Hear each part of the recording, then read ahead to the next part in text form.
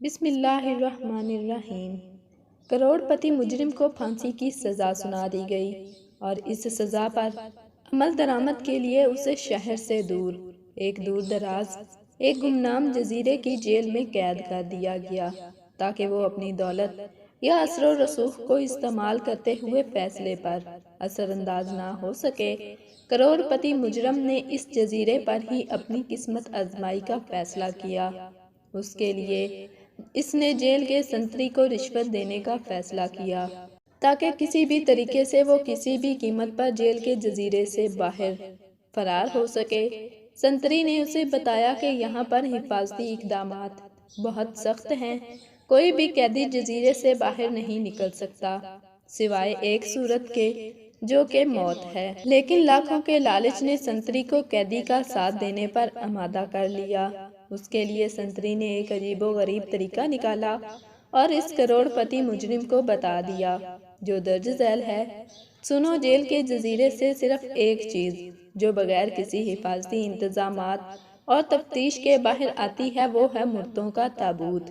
جب کبھی کسی کو پھانسی دی جاتی ہے یا وہ طبعی موت مر جائے تو اس کی لاشوں کو مردہ خانے سے تابوت میں ڈال کر بحری جہاز پر منتقل کر دیا جاتا ہے، جہاں پر غیر مسلح چند محافظوں کی نگرانی میں کچھ سادہ رسومات ادا کرنے کے بعد ان تابوتوں کو قبرستان میں دفن کرنے کے لیے بھیج دیا جاتا ہے۔ وہ محافظ ان تابوتوں کو بحری جہاز سے خشکی پر منتقل کرنے اور پھر دفنانے کے بعد واپس لوٹ آتے ہیں۔ اس کارروائی پر روزانہ صبح 10 بجے اس صورت میں عمل درآمد کیا جاتا ہے کہ وہاں مردے خانے میں مردہ اور تابوت موجود ہوں۔ آپ کے فرار کا واحد حل یہ ہے کہ اختتامی لمحات سے پہلے آپ کسی طرح کسی ایک تابوت میں پہلے سے مردہ شخص کے ساتھ لیٹ جائیں۔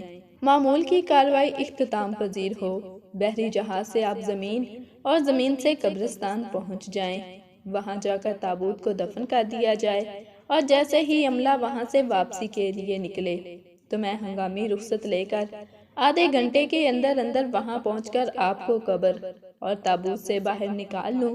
پھر آپ مجھے وہ رقم دے دیں جس پر ہم نے اتفاق کیا ہے اور میں چھٹی کا وقت ختم ہوتے ہی واپس جیل پر چلا جاؤں گا اور آپ غائب ہو جائیں گے۔ یوں آپ کی گمشدگی ایک معمہ ہی رہ جائے گی اور اس معمے سے ہم دونوں کو کوئی فرق نہیں پڑتا۔ آپ کا کیا خیال ہے؟ کروڑ پتی نے سوچا کہ یہ ایک جنونی قسم کا منصوبہ ہے، لیکن پھانسی کے پھندے پر جھولنے سے یہ پھر بھی 1000 درجے بہتر ہے۔ کروڑ پتی نے تگڑی رقم دینے کا وعدہ کیا اور پھر دونوں نے اسی طریقہ پر اتفاق کر لیا۔ سنتری کے منصوبے کے مطابق اس قیدی نے اتفاق کیا کہ وہ مردہ خانے میں چپکے سے جائے گا۔ اگر وہ خوش قسمت رہا اور وہاں کسی کی موت واقع ہو گئی تو وہ اپنے آپ کو بائیں طرف کے پہلے نمبر والے تابوت میں بند کر لے گا جس کے اندر پہلے سے ایک لاش موجود ہوگی۔ اگلے دن حسب منصوبہ سنتری کے بتائے ہوئے رستے پر چلتے ہوئے وہ کروڑ پتی شخص مردہ خانے کے اندر گھسنے میں کامیاب ہو گیا۔ وہاں مردہ خانے کے فرش پر 2 تابوت رکھے ہوئے تھے۔ پہلے تو وہ تابوت میں کسی مردے کے ساتھ لیٹنے کے خیال سے گھبرا گیا، لیکن ایک بار پھر زندہ رہنے کی جبلت نے اس عارضی خوف پر غالب آ گئی۔ اس نے اپنی آنکھیں بند کرتے ہوئے احتیاط سے تابوت کو کھولا تاکہ لاش کو دیکھ کر خوف زدہ نہ ہو، اور اپنے آپ کو تیزی سے تابوت کے اندر مردہ کے اوپر گرا دیا۔ اور اس وقت تک بے چینی اور پکڑے جانے کے خوف کے ساتھ وہ انتظار کرتا رہا جب تک کہ اس نے محافظوں کی آواز نہ سن لی۔ وہ تابوت کو جہاز کے عرصے پر لے جانے کے لیے آپس میں گفتگو کر رہے تھے۔ مردہ خانے سے لے کر جہاز پر پہنچنے تک اسے قدم با قدم جگہ کی تبدیلی کا احساس ہوتا رہا۔ جہاز کا لنگر اٹھنے سے لے کر پانی پر اس کی حرکت کو اس نے محسوس کیا۔ سمندری پانی کی مہک جب تک اس کے نتنوں سے ٹکراتی رہی تب تک اس کا عدم تحفظ کا احساس برقرار رہا۔ جہاز ساحل پر پہنچ کر لنگر انداز ہوا۔ محافظوں نے کھینچ کر تابوت کو خشکی پر اتارا تو اس کے کانوں سے محافظوں کی گفتگو کے چند الفاظ ٹکرائے۔ وہ اس تابوت کے عجیب و غریب وزن کے بارے میں ایک دوسرے سے تبصرہ کر رہے تھے۔ وہ کہہ رہے تھے کہ اتنے وزنی تابوت سے زندگی میں پہلی بار پالا پڑا ہے۔ اس گفتگو سے اس کروڑ پتی قیدی نے عجیب سا خوف اور تناؤ محسوس کیا۔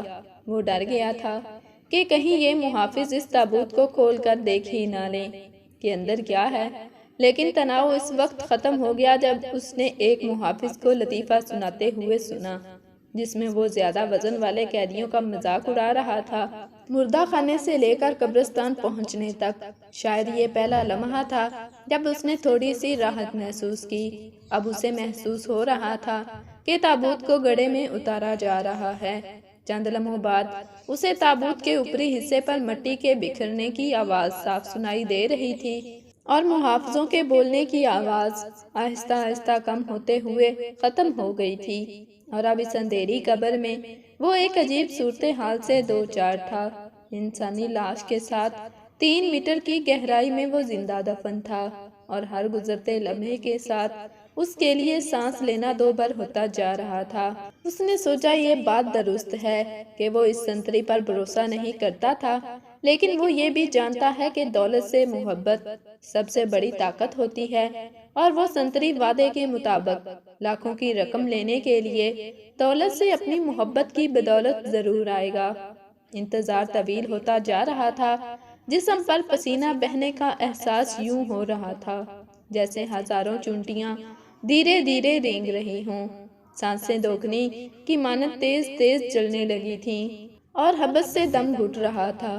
خود کو مطمئن کرتے ہوئے وہ کہنے لگا بس مزید 10 منٹ کی بات ہے، اس کے بعد سب کچھ ٹھیک ہو جائے گا اور وہ دوبارہ آزاد فضاؤں میں سانس لے گا اور ایک بار پھر روشنی دیکھے گا۔ سانس لینے میں دقت کے باعث اب وہ مسلسل کھانسنے لگا تھا۔ مزید 10 منٹ گزر گئے، اس قبر میں آکسیجن ختم ہونے والی ہے اور وہ سنتری ابھی تک نہیں آیا۔ اس سوچ میں تھا کہ اس نے بہت دور سے قدموں کی آہٹ سنی۔ ان آوازوں کے ساتھ ہی اس کی نبض تیز ہو گئی۔ ضرور یہ وہ سنتری ہوگا، آخر وہ آ ہی گیا۔ آواز قریب پہنچ کر پھر دور ہوتی چلی گئی۔ اس نے محسوس کیا کہ اسے ہسٹریا کا دورہ پڑ رہا ہے۔ اسے ایسے محسوس ہونے لگا جیسے لاش حرکت کر رہی ہو۔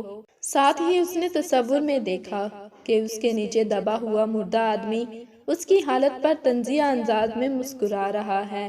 اچانک اسے یاد آیا کہ اس کی جیب میں ماچس کی ڈبیا ہے، اور تیلی سلگا کر وہ اپنی کلائی پر بندھی گھڑی میں وقت دیکھ سکتا ہے کہ سنتری کے وعدے کے مطابق کتنا وقت گزر گیا ہے اور کتنا باقی ہے۔ اسے امید تھی کہ سنتری کے بتائے ہوئے وقت میں سے ابھی چند منٹ باقی ہوں گے۔ جب اس نے تیلی سلگائی تو آکسیجن کی کمی کے باعث مدھم سی روشنی نکلی۔ شعلے کو گھڑی کے قریب لا کر اس نے دیکھا تو پتہ چلا 45 منٹ سے زیادہ کا وقت گزر چکا ہے۔ گھڑی میں وقت دیکھ کر اب وہ حقیقی معنوں میں خوف زدہ ہو چکا تھا۔ ہلکی سی روشنی میں اسے محسوس ہوا کہ اس کا چہرہ مردے کے چہرے کے بالکل قریب ہے۔ اس نے خود سے سوال کیا، کیا مردہ شخص کا چہرہ دیکھنا اسے مزید خوف میں مبتلا کرے گا؟ تجسس اور خوف کے ساتھ اس نے اپنی گردن موڑی، شعلے کو لاش کے چہرے کے قریب کیا۔ وہ دہشت کے مارے اس کی ریڑھ کی ہڈی میں سرد لہر دوڑ گئی۔ مرنے سے پہلے اس نے دیکھا کہ یہ تو اس شخص کا چہرہ ہے جسے زندہ دیکھنے کی امید میں وہ یہاں دفن تھا۔ وہ اسی سنتری کی لاش تھی۔